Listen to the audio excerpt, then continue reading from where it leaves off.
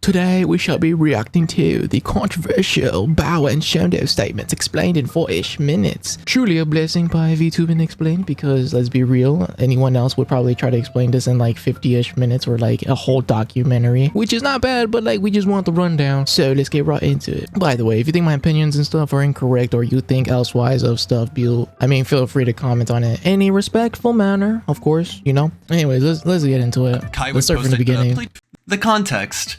On October 21st, 2025, a male VTuber by the name of KaienVT posted a now-deleted tweet that briefly discussed the revolving discourse around male VTubers and how they may or may not be overshadowed by female VTubers. Excuse me, I just kind of burped. I could understand it that a lot of the VTubing scene is primarily like female VTubers, but sure, they might have some type of marketing tactics that, you know, allow them to be more notable in the VTubing scene. But I feel like all of us can, in our own respective ways, get to some sort of level that, like, you know, female VTubers have, you know. Male VTubers, I think about that, like, you know, done their own thing and are well successful is like Kenji. By the way, love you, Kenji. No homo. Where Kai stated that the same male VTubers who complain about being overshadowed are the same male VTubers who stay generic with the traditional e-boy persona. Kai, is it really that deep? Talking about the deep voice thing, like, is that what all the VTubers that are male do? Listen, if it's the thing that is working with male VTubers that have success, I don't see an issue of people trying it out, right? Like, people are taking influence, I would believe, by looking at Corp's husband, for example. Dude had the most crazy vocals I've ever heard in a male voice, in my opinion. Of course, there's other ones that might be comparable to him, or even better. I just don't know their names and stuff. Vin Diesel or something. Family. But moving on. Overshadowed are the same male VTubers who stay generic with the traditional e-boy persona. Kai would post a direct follow-up tweet where he states that those— Let's read this before he explains it. The male VTuber problem stems from an obsession with getting female attention. And then it says, you funnel into whatever gets you that gratification and it's mad weird, you're cringe. But that plays into what we were saying initially, like it could be some type of gratification, that attention that they want from female viewers because they didn't get such experience from IRL. But Kaien is not so far off from the truth, but like, I don't know, I always give benefit of the doubts to whatever two sides is being argued and stuff, so hopefully we can see more of that in the future. Yet, male VTubers only tend to have only small female audiences. It's not bad, right? You're bottlenecking yourself because you can't stop being weird. Or am I allowed to say that? You could argue that like some of the female VTubers and stuff are a little bit quirky, I guess you can say, right? And I'm not sure if the male VTubers, some of them are trying to adopt the same methods and be a little bit quirky to get sort of a clip attention and stuff from viewers, regardless of like the demographic. And I think doing that as a male VTuber might not work as well as it does for female VTubers. But tomato, I don't know, right? That's just my initial thoughts and stuff, and of course I can be wrong with anything I say. I don't mind being corrected and stuff, you know? Most male VTubers who complain about not having an audience are obsessed with trying to garner female attention and are, quote, weird horny freaks. This would be met with general negativity, with many individuals calling Kai out for allegedly being misandrist, a person who is prejudicial against men, and pointing out the irony in his statement by showcasing thirst trap posts. Sorry guys, I need to get some water. I ran out of water. I did not cough because of the pictures, guys. Like, to be real. So I guess the irony is that he's saying that he doesn't like the fact that most male VTubers are seeking more of a female audience for the attention and to wanting to be weird H freaks, I guess, in a simplified way. And then the irony is that he makes thirst traps. Men, and pointing out the irony in his statement by showcasing thirst trap. Yeah, I guess it is some level of irony, right? And then, can people stop asking if I have I do this for the love of the game. This may not be a thirst trap. This could be maybe showing the gym bros like, look guys, I'm fit, right? But I do see the irony. Don't trust me, I see the irony. As I mentioned, I try to see two sides of the story, you know, two sides of the story. Shit, not gonna lie to you guys, I look like a noodle, a fat noodle. posts made by him. Though this would resolve itself fairly quickly, this would be one of many posts that helped kickstart the male VTuber discourse again, which fell in tangent to the ongoing discourse around male content creators in general. When Emiru, a female content creator, accused Miskiff of abuse and predatory behavior in and outside of their relationship of 7 years, to which a division in the community between those who believed Miskiff was guilty and those who believed Miskiff was innocent occurred. Bao's tweet. On October 26, 2025. Oh my god, Bao. This is the best profile picture I've seen in ages. Look at this. Indie VTuber Bao would make a post on Twitter. Let's read this before he says anything. If you're an up-and-coming female content creator with a small but growing audience and a much larger and successful male growing audience and a much larger and successful male content creator approaches you out of nowhere and showers you with attention on stream and DMs, etc., don't walk, run. Well, I can see the perspective of Bao. If this is coming from Bao, I'm assuming that there has to be some type of history that she has to really be giving this advice. So it's just an advice that she's giving for a lot of the female VTubers, you know? She warned smaller female content creators to stay away from larger male content creators who essentially love-bombed these smaller creators by showering them with attention. While Bao's message was generally taken as a valid, positive take in her replies. See, like, it's just a general advice and just something that is probably some part of her life experience that she just wants to share out to just keep people safe in the VTubing space, you know? Because, I mean, if you're doing things online in general for content creation, whether you're a VTuber or not, you want to take care of yourself, and whoever tries to, you know, jump into your circle, right? Oh, Mojing, this is the guy that makes documentaries about these type of stuffs. I mean, love the guy, but I do not have time to watch 50 minutes or 2 hour about VTubing news and stuff, you know? Respectively, Mojing, you're the GOAT. And then the power of not answering DMs right now, by the way. Like, see, like, let's be real. Like, you gotta protect yourself. A fair amount of individuals found that her emphasis taken as a valid, positive take in her replies. A fair amount of individuals found that her emphasis on the genders was a highly questionable and misandrous move.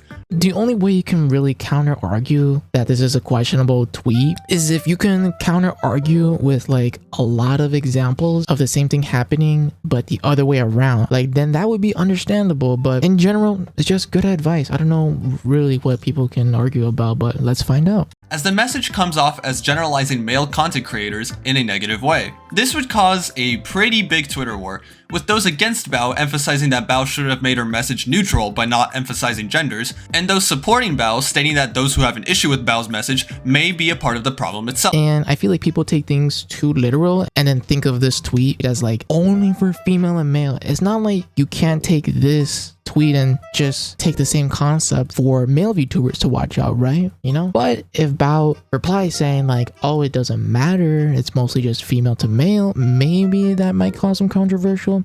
This would have been a smaller controversy in general. However, Bao would make a brief statement on Twitch regarding the drama, where she essentially doubled down on her statement and called out those who had an issue with her message and called her a misandrist. This would be met with outlash from a decent portion of the VTubing community, with many being disappointed that Bao doubled down rather than apologizing for. I could understand. I can understand that backlash from that. I think a lot of people were expecting her to say like, listen, you guys might argue about this. Primarily, I wanted to talk about this for the female VTubers, but it's not to say that this won't happen to male VTubers as well, you know? I think that's what a lot of people were hoping for her to say. Not really apologizing, but just clarifying, I guess, you know? But things happen. We might get, you know, we might jump the gun, double down on stuff. Things might be a misunderstanding. We're all human, you know? So let's see what's happening. I mean, I guess it's understandable. I just think it doesn't matter where she stands as long as she can, like, you know, bring the attention as she did of, like, you know, people mentioning the criticism on her post and be like, I understand you guys and I know it comes off as this, but I just want to stand my ground, and if you do not support the comment that I mentioned, it's all right, but it's just something I stand by, you know? I feel like something as that can be somewhat understandable. Not saying I have a support for a specific, for like Bao or the other group, but I feel like talking in a understanding way and about the criticism and just giving valid explanation and stuff goes a long way, regardless of like if you still receive backlash from that. At least you know you did it in a way that is understanding and with reason. You know, it's not really nice calling just people who criticize you these two words, right? You know, apologizing for or even correcting her message to avoid generalization, and is choosing to deflect instead of taking accountability. One specific individual, Zelius, made a short video on Twitter where they even pointed out a message on Bao's Discord server where she designates Cinder's community as the ones speaking out against her.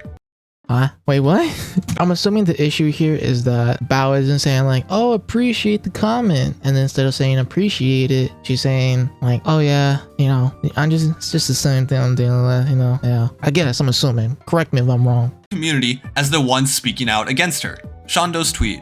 During the backlash of Bao's statement on Twitch, an individual by the name of Flocky VT would make a post calling out Bao, stating that, as a result of Bao's alleged honey traps, a manipulation technique that uses romantic or sexual relationships to obtain information or resources, Bao that's a term? What the fuck? Honey traps, bro. I thought honey traps was like something you like make for like a wasp or something, like those freaking Japanese wasp or something. I don't know. Bao was able to stay successful as a VTuber, despite controversies in the past. A VTuber by the name of Shondo would...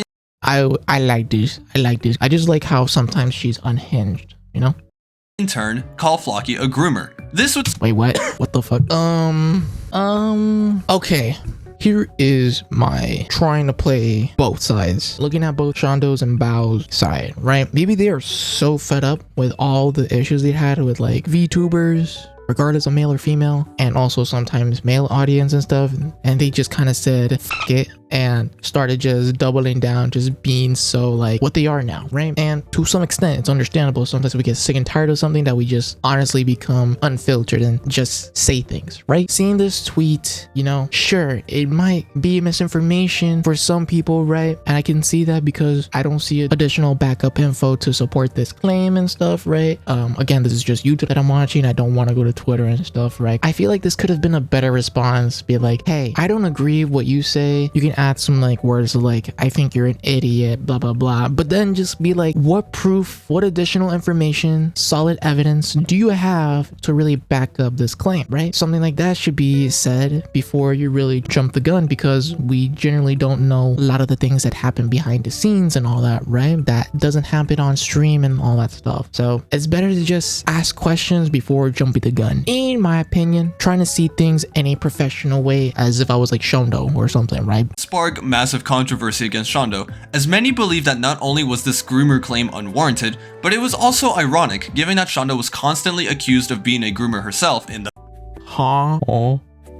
With all due respect, Shondo, with all due respect, you're amazing. Trust me, you're amazing and funny, Shondo, but sometimes we must be more professional. Sometimes, you know, especially as an independent creator, we must be professional, as if we are in a company with flexibility. You know, like, it doesn't hurt to take some time to be a little bit understanding and professional while still being non-professional at the same time. You know, it doesn't hurt to mix a little bit of everything together. Moving on. Herself in the past. Many would call her out for this reply, to which she would post an apology on October 30th. Oh, that's not bad. That's not bad. See, at the very least, she comes out with a paragraph understanding the situation and having an apology addressing the situation. Let us read this before he summarizes it. I recently said something pretty mean on impulse. See, we all tend to do this whenever we're really upset about something, and we just, you know, tend to not think about what we say before we post something, you know? And it's understandable because sometimes you deal with the same stuff that to a point you just explode and just jump the gun. It's understandable. And she mentions that by the impulse comment. TLDR, sorry for drama queening or something. I don't know. I don't want to say that word. See, this is the type of response you need whenever you are dealing with backlash. You had me there in the first half, Shondo. You had me there in the first half. I'm so proud of you, Shondo. British humor, and that while she was numb to internet hate, she didn't realize that many others, quote, haven't really reached that point yet. She would apologize for fanning the flames and reiterates that she isn't a misandrist. The response was generally negative, as the idea Wait, why? of calling someone a groomer being British humor didn't really sit well with many. Oh, that's understandable. I literally was thinking that, and it literally flew past my mind. It's probably because I was fanning for Shondo for a bit. Sorry guys. I don't think that is British humor. Yeah, I can see that. people. It would also turn out that Shondo would dig a deeper hole for herself, as she would reply to a comment where she apologized for, quote, saying the quiet part out loud. I just don't know anymore. But yeah, I can see that point. I feel as though if you were typing this, you have some type of like time to think, you know, like to maybe second thought, second chance of looking at this, you know, like if you're saying that you said the quiet part out loud, I usually interpret that as saying something from your head, like out loud on stream or something, not on like a Twitter. I feel like, as I mentioned, there's got to be some type of like, once you're doing a tweet, you just had to double check and just make sure everything checks out in your checklist to make sure, you know, it is a acceptable response to something, you know, very serious in a somewhat professional manner. Was in fact doubling down, to which many more individuals called her out on. As of this video, Shondo's statements have been deleted, with screenshots acting as an archive of these statements.